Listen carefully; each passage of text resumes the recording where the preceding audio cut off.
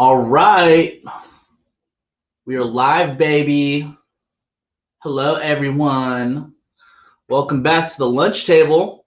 Food for thought. My name is Nico Blitz. You guys know me as always from doing these interviews. Now on Twitch, DJing and whatnot. So it's a fun thing, man. And let me just say, I want to give a huge shout out to all the viewers, people who view the interviews regularly, people who interview my DJ streams regularly. Like, I really appreciate each and every one of you. Without you guys, like, these platforms and these conversations and all this entertainment would not be as effective. So, thank you guys so much for always tuning in. Shout out to my next guest, man. First of all, you guys know, or may not know, it's Filipino Heritage Month. So I really want to highlight Filipino artists, whether they be Filipino American or Filipino Canadian or Filipino anything that falls under that circle, man. So shout out to my next guest. You might know him from Little Big Star back in 2006, the #1 winner. He also played Boy Bawang. He has 2 albums out. He has a couple EPs out. Y'all gotta go check him out. As of recently, though, he's on this single called Rise, which is Eric Bellinger, Inigo Pascual, Vince Nantes, Moofs, Z Avi, and of course my next guest, Sam Concepcion. What is poppin', my friend? Oh, hey, what's up, dude? Thanks for having me on the show. Of course, man. And you're in the Philippines right now, bro? Yep.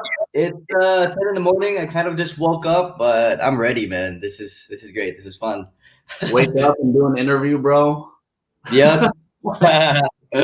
So, I mean, man, how is it living, like, in terms of, like, COVID over there? Because I've had several conversations with people, and it's kind of like, even my grandparents, they were stuck there for maybe, like, 4 months because they couldn't really leave.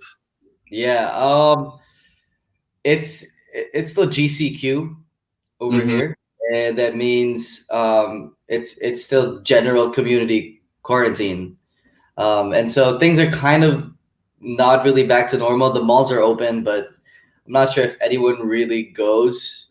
People have gone back to work, but it's still not operating the same. I mean, it's not like it was before. It's the new normal. Oh, yeah.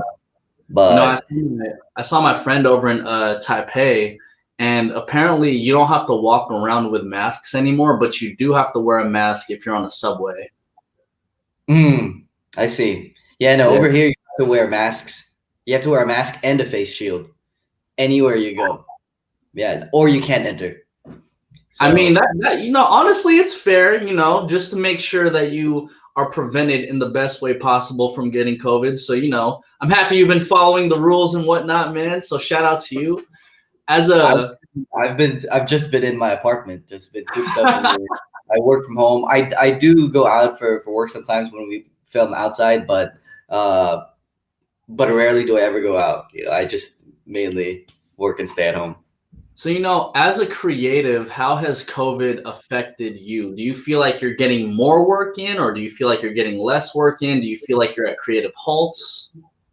Yeah, no, I think I'm the type of person who needs to move around a lot and who needs to be doing a lot of things to be productive.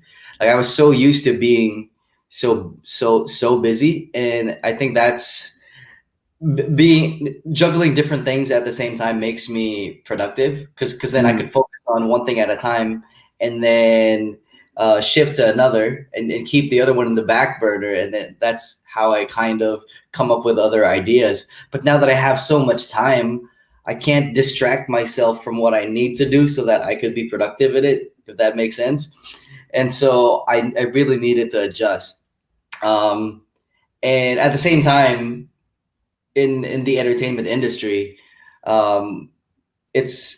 we make a living doing live shows. Yeah, a huge part of it is doing concerts and performing live, and that's not really a thing anymore, at least not right now, because you can't really gather a bunch of people.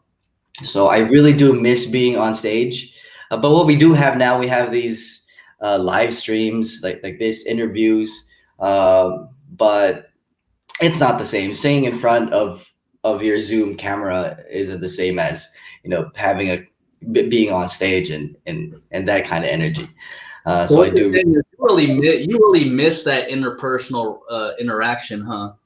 Yeah, it's different. It's different when you perform on stage and you feed off of the crowd's energy and vice versa, and it really creates this experience that we all are so deprived of now.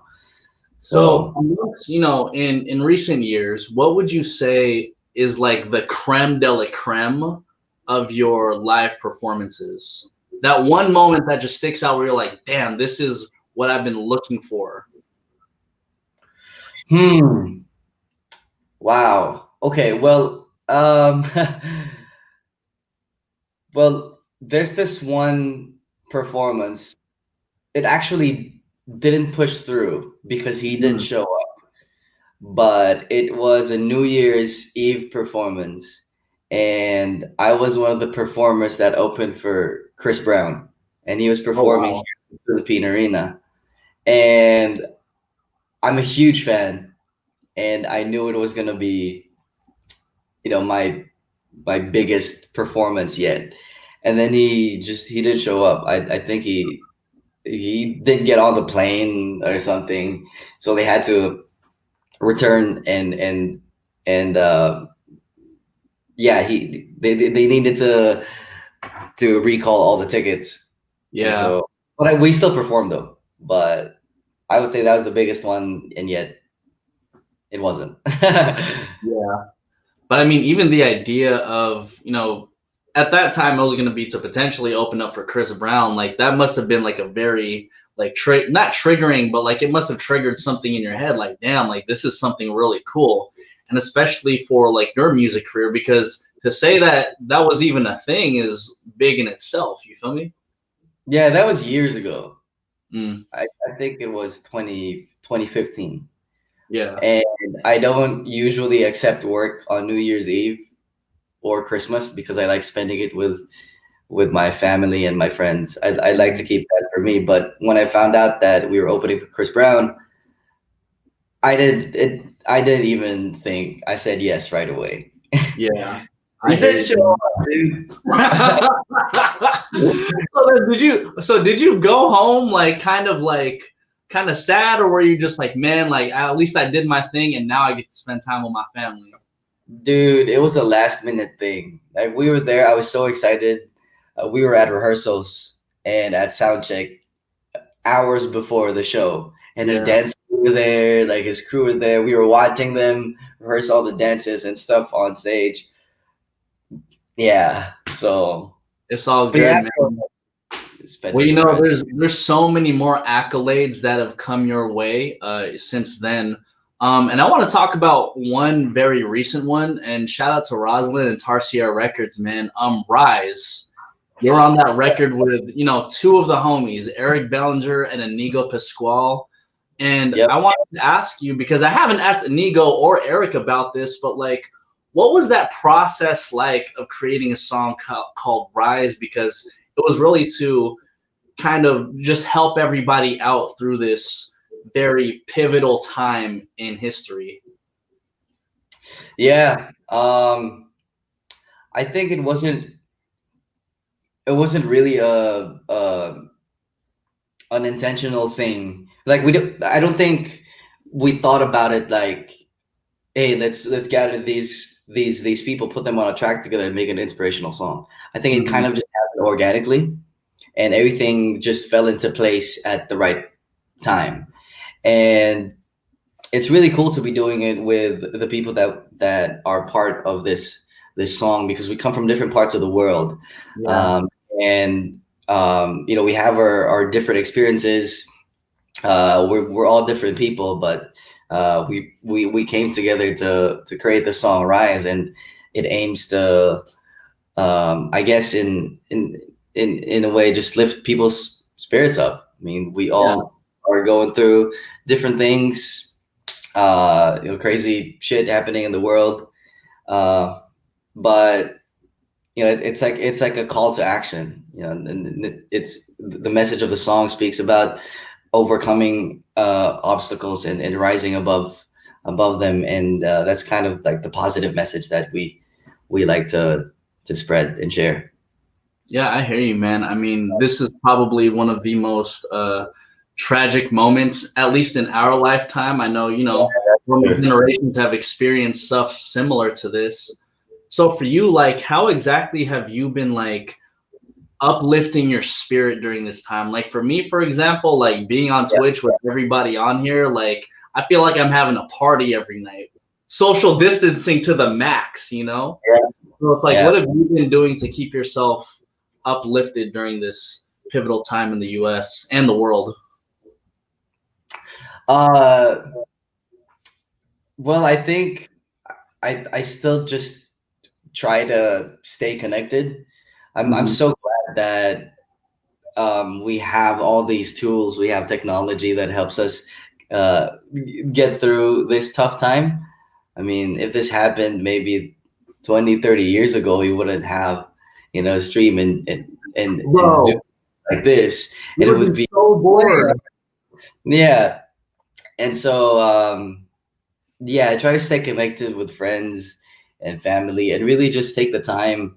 We have so much time on our hands now, and it's we can use that to reset our minds and retrack our goals and find out what really matters to us and work towards our real goal. And that's what I've been try to work out and work on. Well, and we're gonna get a little bit deep, bro, because you just mentioned that. Like, so what exactly is like your personal goal out of all of this? I mean, because bro, like, let me just set it straight for everybody. Like, you're a singer, you're an actor, you songwrite, you do a whole bunch of stuff, man. And at the end of the day, like, you make music and you're part of movies that make people feel. You make people feel happy. You make people feel sad in certain ways. Because I saw you're acting in that Netflix movie, bro. I'm just like, ugh. I'm so, like, at the end of all of it, like, what really is your goal? That's a really good question. I think ultimately, you just want to be able to do what you love. I like to sing. I like to dance.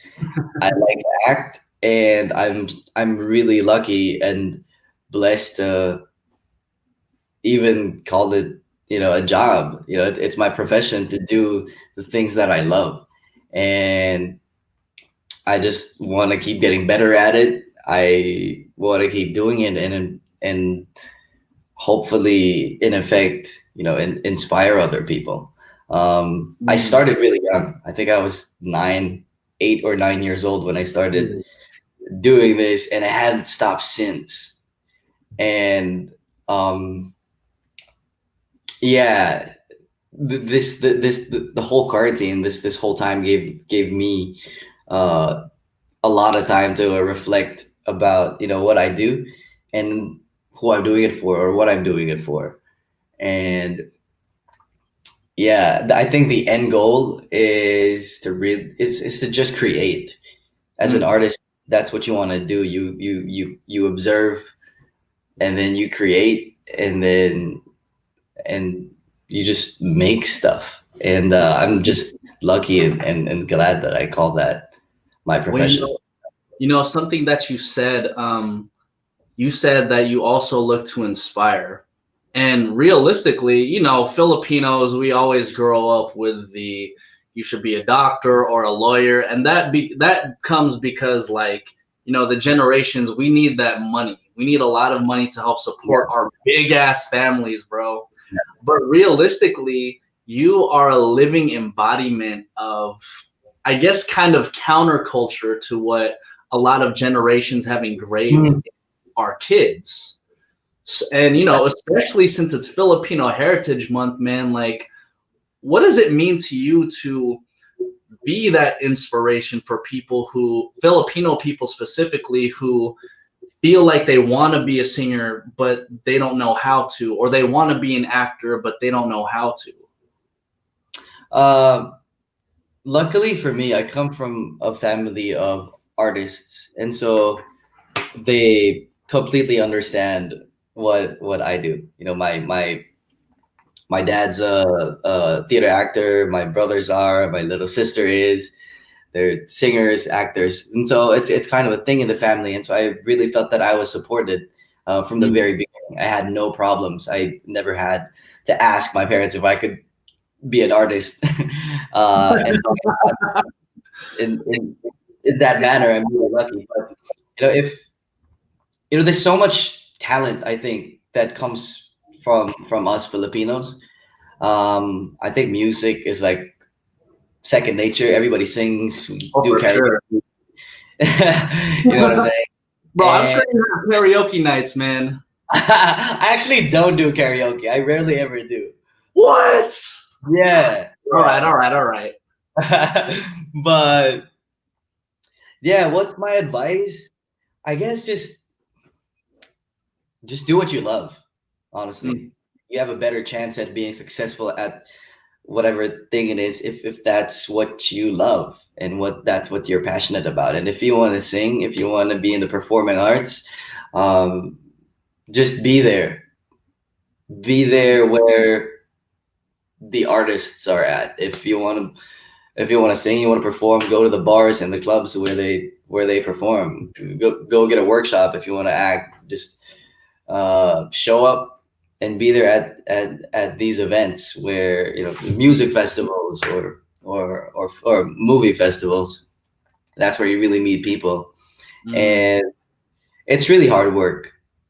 It's a lot of hard work. If you really wanted, you give 100%.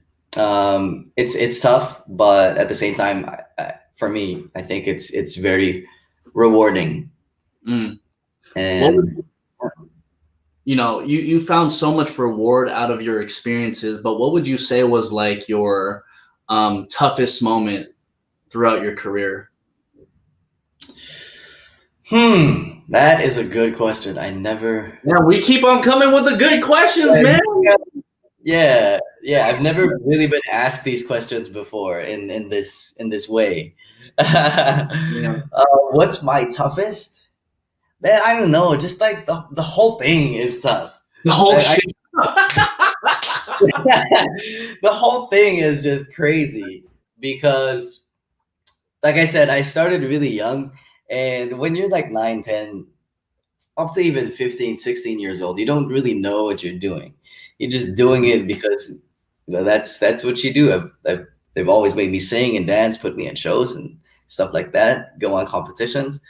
And when you're that young, you don't really know what's going on, and then you get a little older, and then you realize, how did I get here? Mm. What am I doing here? When was the decision made for me? You know what I'm saying? Uh, Woo! yeah, it's like Jeez. my life was already set for me at a really young age, and when you get a little older, and then you realize, it really took time for me to realize what I wanted to do. Because that decision was made for me. Not that I didn't enjoy what I was doing. It's just I was just too young to understand what was going on. Like my Yeah. mind was too young for show business. Yet I was Mhm. already in it, and I was being successful at it. Uh, but yeah, I think I burnt out pretty early. Then I got back my rhythm I'm eventually. happy you're back, man. Honestly, because I'll tell you, man, literally about to rewatch the Netflix movie you have, for the brokenhearted with my girlfriend later, because she's Mexican, so then she likes to learn Tagalog stuff from me. Okay, Man, that's a great movie to start with. huh? That's Oh, a that's a perfect great, movie. yeah, that's a great movie, Yeah. man. Look, I was already seeing your acting halfway through, and I'm like, damn, like this guy's so funny. But to bring it back to the point, it's very inspiring to see other Filipinos like really do their thing in the industry. I think, the earliest I'd ever seen a Filipino in terms of acting was really Dante Bosco. And for Yeah. all of you tuning in and you didn't know and you don't know who Dante Bosco is, he actually played the original God, what was his name again? The original Rufio. in Peter in Hook. Yep. And people who don't know too, Sam, you actually played Peter Pan at one point in your life. And Yes. I'm scrolling through your Instagram and whatnot, and then I You did see your you research, man. photo. So, so I know eventually you're gonna be that person where a young Filipino actor comes in and was like, "Damn, I remember seeing you in your Netflix movies and whatnot." So, what was that moment like for you, as someone who played Peter Pan, meeting Dante Bosco, who played Rufio? Yeah, that was a huge moment for me. I think it was 2011 when I did Peter Pan. It was a theater show. It was musical theater, and that time I hadn't done theater in like 5 or 6 years. So it was kind of like my big comeback to the theater. We did Peter Pan. It was an amazing show. There was flying and everything, and Dante Bosco. Yeah, I think I met him that same year. I think he watched the show, if I'm Nice. not mistaken. But yeah, it was a huge moment for me, as a Filipino, as a fan, and yeah, he's just an inspiration. I think a lot of Filipinos know and love him for being Rufio and the voice of Zizuko I think on it. Yeah, I think it is Zuko. Yeah, yeah, yeah, Avatar. yeah. Uh, and yeah, he's just a all around nice guy and really talented Filipino that we're all proud of. So Yeah. for Oh yeah, me. we also can't forget about the debut, of course. And my guy Randy the Panda over here also confirmed that it is definitely Zuko. So Yeah, I mean, at the end of the day, I think it's cool to see a lot of Filipino creatives get together and whatnot. So let's just continue that momentum. In terms of like the music side, like something cool that happened during quarantine is that 88 Rising actually dropped the label Paradise Rising, yep. which I gotta say the album that they did is such a vibe, bro. Like if Mhm. you guys haven't got the chance to listen to Paradise Rising, please do. And to me, that was the introduction of Filipino music. I guess you could say tradition, more contemporary Filipino music in terms of hip hop and R&B Yep. finally presented to the world.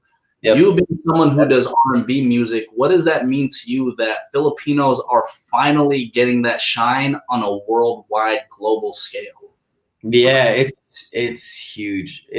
I think I think the world is opening up to the Philippines and our music now, and I think this is just the beginning of all of that. I mean, all of us here, the music industry I think, is a really small industry here in the Philippines, Yeah. and I think everyone's been working towards that goal, and that finally happening is like the first big step for other, like, thousands and thousands more local artists to be heard outside of the country. And yeah, this door that just opened for all of us will continue to open more doors for different artists to be heard, and it's a huge moment. There are two Tarsier tracks on that album. I think one is Kiana's and one is Lila's. Both Yeah. really good songs, and that's only the beginning. I know they're gonna be coming out with more Yeah. I mean, I soon. can't wait to see you on, possibly like an 88 Rising festival or something, or possibly like Paradise Rising, Like, I Yeah, yeah, think we need that, bro. I think we eventually need that. yeah. It's gonna happen for sure Okay. for a lot of us. Yeah. Yeah, I also see you bringing back to the music, like you working with Christian Kuya. Like Christian Kuya is dope, bro. I've probably yeah. been following him for like the past year or so. And if you guys don't know, he's a Filipino American artist. Tell me about the record, man, Reload. Like, how did that collaboration come about?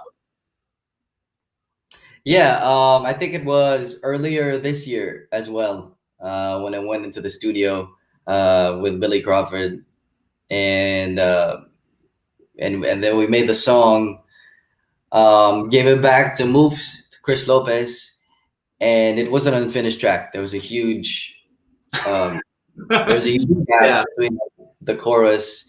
It was like a bridge part. That was a gap. I didn't finish writing it, and then he had the idea of bringing Christian Kuya in, and so he hooked us up, and then I think a couple months later, it became a song, and we just decided to release it. He just finished the track. Like he added that rap part that I think really changed the whole flavor of the song. Yeah. But at the same time, completed it, and yeah, it was fun. It was a fun track. It's one of those tracks that you just kind of like, you don't really think about writing. It's just like, here's a It's fun just beat, fun energy. yeah. It's just Well, pure that's fun why, energy. if you hear that song, like Reload, it's totally different from your entire catalog. And I'm just like, okay, this got some bounce. I like it. That's dope, man. Something that people might not know about you that was announced, I think, either earlier this year or late 2019, but you're actually going to be in HBO Asia's Half Worlds. Yeah, I'm really excited about that one. It was supposed to be airing this September, but we didn't finish filming it. But we will resume when we can resume really soon.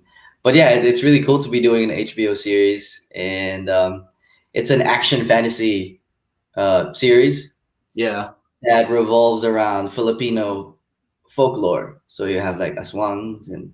Oh, so you're the moo, huh? You're the moo? No, I'm human. Tao lang. Oh, you're human. Oh, damn. Bro, this whole time I thought you were gonna be a monster or like an aswang or something, bro. No. I'm too skinny to be a capre. Yeah. Every single Sunday I'm actually gonna be putting on a new costume for my live streams as I DJ, okay. And people were actually voting. Is what's more scarier, the moo or the aswang? What's a moo anyway? Is that like a ghost? Just a ghost, man. Honestly, aswang would be scarier, I think. Yeah, I think so too. Because a ghost would be like this pale figure, just like yo. Yeah. Since we're actually on the topic of, just like back and forth questions, man, I want to go through a quick round of questions, and I just want you to answer everything as best as possible. All right? I'm gonna try. Let's go. I actually got this list from my guy Demo D, who's in the chat right now. So, all right, man. Sinigang or arroz caldo? Those are two very different things. Yeah. But I'm gonna say, dude. Oh man, I love arroz caldo though. Pick one for the rest of your life, Sam. I'm gonna go with arroz. Oh no, okay, fine. Sinigang. I think it's gonna be sinigang.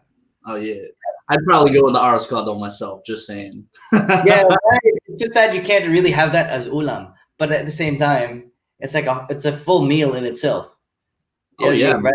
And then the chicken in the arroz caldo. You know what? I changed my answer. Okay, so arroz caldo. See, there you go. We on the same side now, my brother. All right, this is also very different. Chicken adobo or lumpia? Oh, I'm gonna go with lumpia. I'm gonna go with lumpia. Can we get a fist bump through the? There we go. There we go. I think I like my adobo. I actually like my adobo pork adobo. So I mean, honestly, when it comes to like adobo or sisig, I'd much rather it be pork. Yeah, but we're gonna get to that. So, pork barbecue or lechon? Oh, those are two things I don't really eat. Okay. So you don't really care either way. Yeah. But I would say I would go with barbecue with that one. I'm not a fan of lechon at all. Oh, you don't eat the pork, or you don't eat the lechon, huh? All right. No, dude, I don't get the hype, bro. It's just one of those high snacks, honestly, man.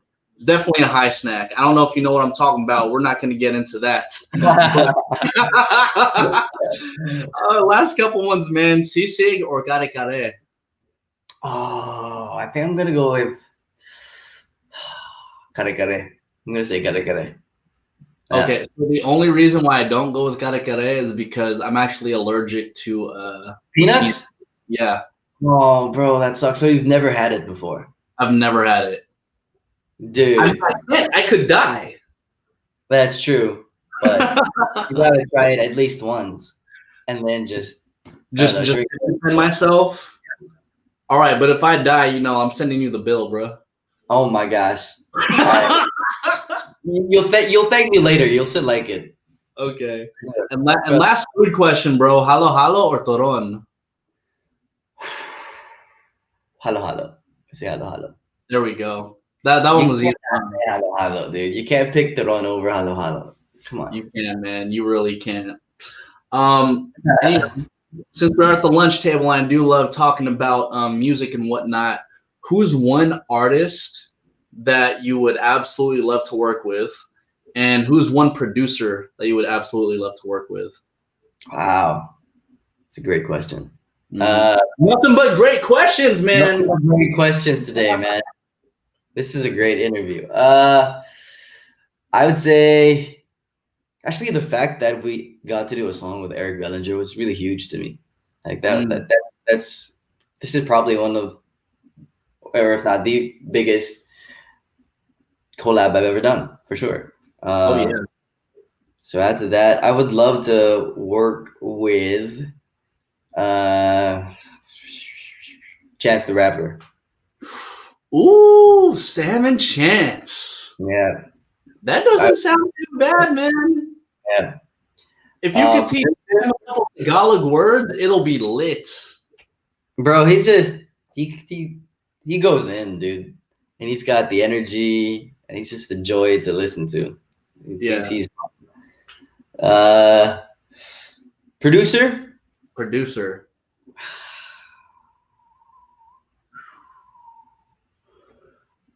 Wow.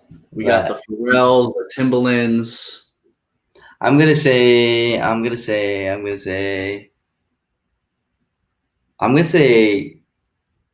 there's so many, dude. I can't. There is, man. There is. Maybe right now, like say if I were to release a song right now. Yes, yeah, right now. Or is it like an all-time favorite producer? Just one right now. I would say maybe Kenny Beats. Kenny Beats. Yo, your fucking music selection is insane, man. It's gonna be a Kenny Beats track featuring me and Chance the Rapper. There we go. That's the next song, dude.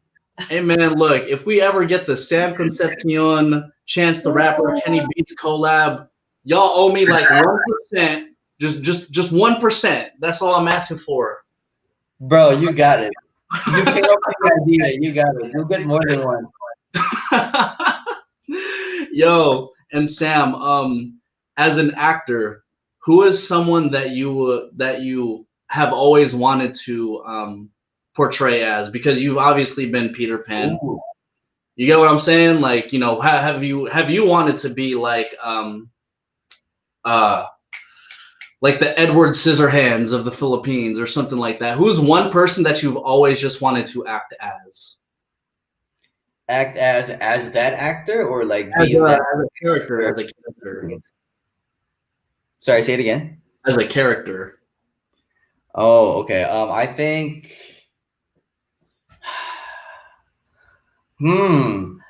Because my fun answer would be Spider-Man.